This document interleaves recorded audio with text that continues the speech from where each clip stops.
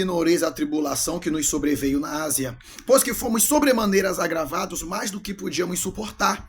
Mais do que podíamos suportar, guarde isso, de modo tal que até da vida desesperamos. É o apóstolo Paulo que está dizendo isso na segunda epístola aos Coríntios, capítulo 1, verso 8. Ele nos passa essa informação de que ele foi provado ou agravado, eu acredito que seja mesmo o significado. Ele sofreu um agravo mais além, um agravo além do que ele podia suportar, maior do que a sua capacidade, estrutura de resistência humana. Isso é o que? No Novo Testamento. Estamos vendo alguém contando esse relato, porque nós aprendemos que nunca seremos provados além do que podemos suportar. Nós vemos no Antigo Testamento relatos também de homens de Deus que passaram situações semelhantes. Daniel foi jogado na cova dos leões. Para quê? Para morrer, ora. Óbvio, para ser morto. Foi uma punição. Foi uma sentença dada. E aquele meio de castigo existia justamente porque sempre deu certo. Os leões matavam, destruíam, e quem era jogado lá, obviamente, era para ser morto, morria. Então, deram essa punição para Daniel. Você sabe, Daniel vai sair de lá vivo, mas ninguém sai vivo de lá na sua capacidade humana, na sua capacidade física. Ninguém sai vivo. Então é uma aprovação acima da estrutura, da resistência, da capacidade de Daniel. Você também vê 3 jovens, Azarias, Misael e Ananias, chamados por Nabucodonosor como Sadraque, Mesaque e Abednego, intitulados assim porque eram os nomes de um dos deuses, de alguns deuses que Nabucodonosor servia. São lançados na fornalha de fogo ardente acrescentada 7 vezes mais. Para nós crentes, a perseguição é maior, é mais intensa, é mais firme, agravada. Ninguém sai vivo daquela fornalha. Tanto é que os homens que jogaram os 3 caíram mortos. Ninguém sai vivo na sua capacidade humana. É uma provação acima da capacidade, acima da estrutura. Então, se você está pensando que suas provações nunca vão ser acima da tua estrutura, meu irmão, já vai abrindo aí, melhorando, melhor dizendo, o seu entendimento. Jó é um outro exemplo, porque se alguém vier me dizer que Jó foi provado dentro da capacidade de resistência dele, dentro do que ele podia suportar, eu lamento te dizer, mas você não sabe o que é sofrimento. Você enterrar 10 filhos em um dia, carregar 10 caixões, abrir 10 sepulturas para... Meu irmão, perder todos os seus bens, perder tudo que tinha, todo o seu investimento, todo o seu esforço de uma vida, de uma trajetória.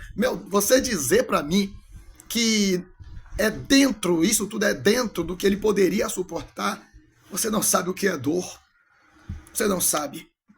Então nós vemos uma realidade, que as provações por vezes são acima da nossa estrutura. Agora, por que Deus permite isso? Porque Deus sabe que se as provações forem dentro da sua capacidade de suportar, você não vai orar, você não vai jejuar, você não vai pedir ajuda a Ele, você não vai suplicar por socorro, você não vai dobrar os joelhos, não vai botar a boca no pó, o rosto em terra.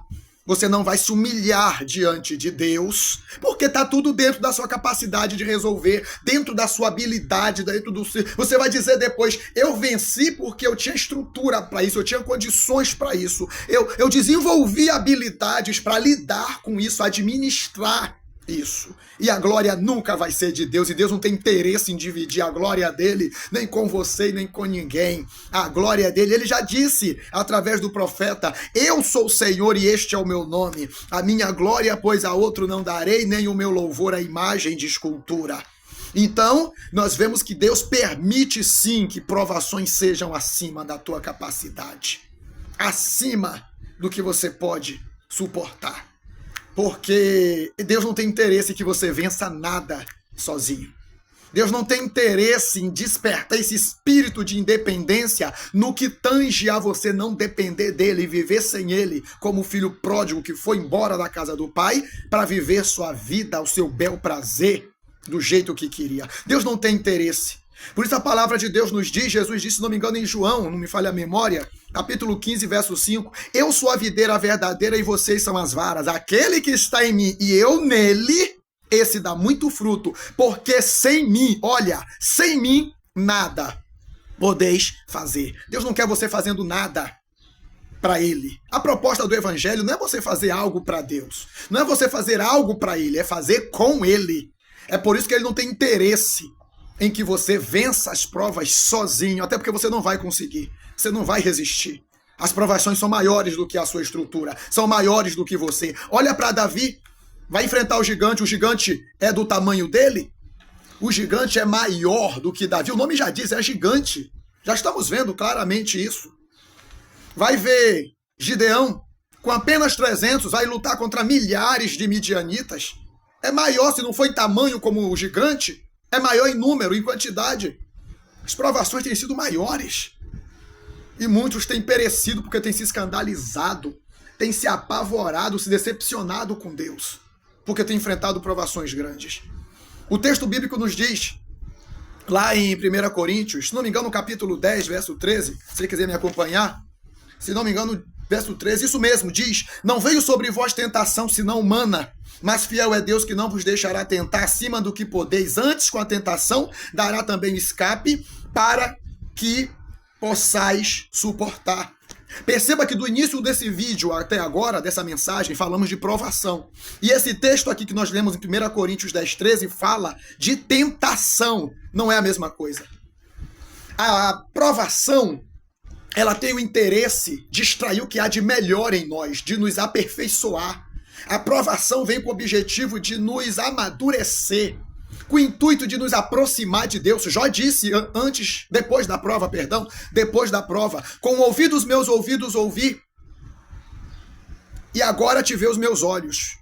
Ou seja, antes ele conhecia Deus de ouvir, agora, numa linguagem poética, ele disse: agora te veem os meus olhos. Após a provação, o nível de intimidade foi maior.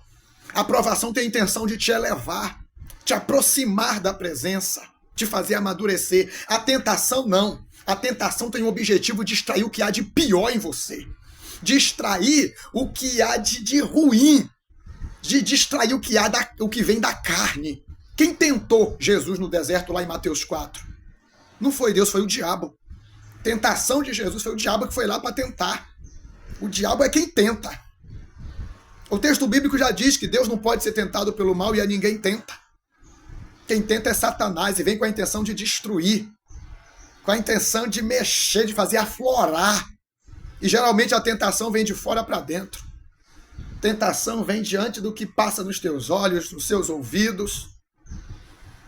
Algo que você sente, vem, traz. E de repente você está dando lugar à carne por conta disso. Mas quando o assunto é provação, em regra, geralmente, vem de dentro. O Espírito Santo, ele habita em nós. A provação vem de dentro para fora. Vem para nos alinhar, nos moldar, nos forjar, nos aperfeiçoar. É por isso que as tentações que vêm de Satanás não vai ser acima do que você pode suportar, porque Deus bota freio no inferno, Deus bota freio no inimigo, Deus bota freio no diabo, ele bota freio nas trevas. Satanás é limitado. Satanás, ele tem um limite estabelecido e dali ele não passa. Agora, as provações vêm de Deus. É Deus que te prova.